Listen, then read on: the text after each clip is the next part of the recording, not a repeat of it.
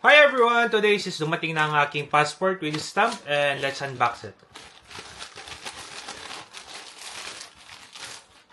Ayan, ito na. This is galing po ito sa VSF Global.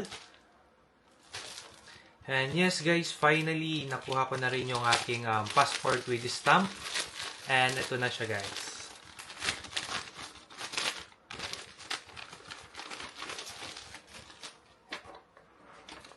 May letter siyang kasama. Please present this letter on your passport upon arrival in Canada. Ayan. And then, yes, I finally got my passport. Ito na siya guys. And let's check it kung nasaan na yung visa natin.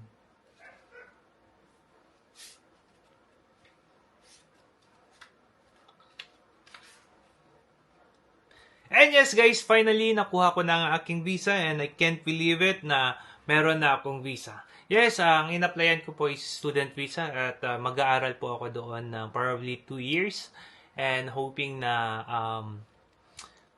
maganda ang kakalabasan.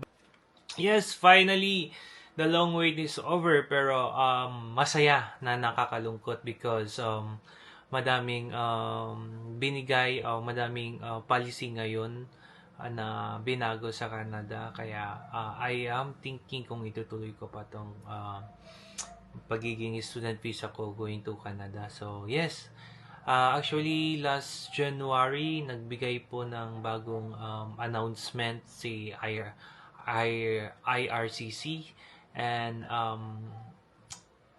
hindi ko po alam kung ano na yung mangyayari ngayon sa mga papasok na estudyante sa Canada. So, I am thinking din po kung itutuloy ko pa ba ito. Pero, andito na yung visa ko eh. So, masaya na malungkot na hindi ko pa alam ang gagawin ko kung itutuloy ko pa to. Kasi, you know guys, I've been waiting for my visa to get approved. Tapos ngayon lang po na-approve. Actually, kaka-approve ko lang po na February 1 and now I received my passport with stamp na.